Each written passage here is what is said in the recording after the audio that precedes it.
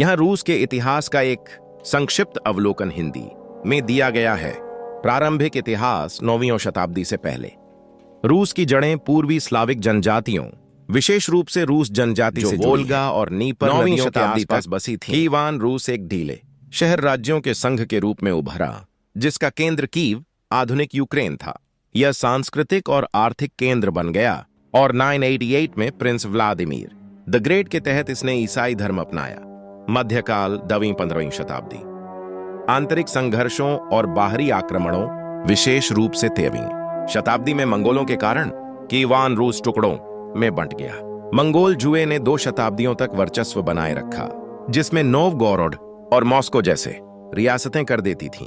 Moscow धीरे धीरे शक्ति केंद्र के रूप में उभरा और इवान थाराय के नेतृत्व में 1480 में मंगोल शासन समाप्त हुआ। झारशाही रूस 16वीं 19वीं शताब्दी। इवान आईवी दी टेरेबल 1547 में पहले झार बने, जिन्होंने क्षेत्र का विस्तार किया लेकिन क्रूर निरंकुशता के साथ शासन किया। 1613 में रोमानोव वंश ने रूस को स्थिर किया।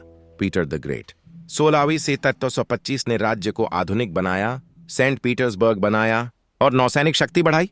कैथरीन द ग्रेट 1796 ने साम्राज्य का और विस्तार किया और प्रबुद्धता के विचारों को प्रोत्साहित किया।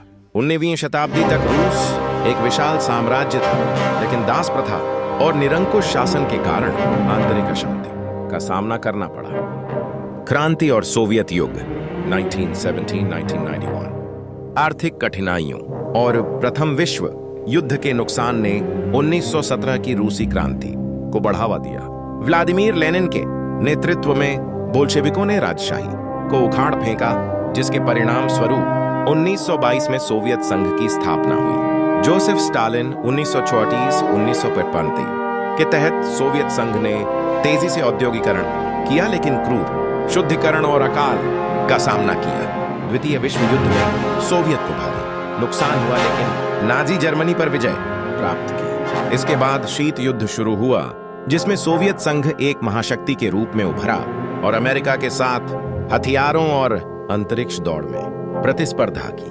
बाद के नेताओं जैसे ब्रेजनेव के तहत आर्थिक ठहराव और राजनीतिक दमन के कारण मिखाइल गोर्बाचेव 1985-1992 के सुधार आए, जिनकी ग्लासनोस्त खुलापन और पेरेस्ट्रोइका पुनर्गठन नीतियों ने अनजाने में 1991 में सोवियत संघ के विघटन को जन्म दिया।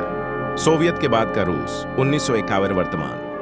बोरिस येल्त्सिन के तहत रूसी संघ उभरा, जिसे आर्थिक उथल-पुथल और राजनीतिक अस्थिरता का सामना करना पड़ा।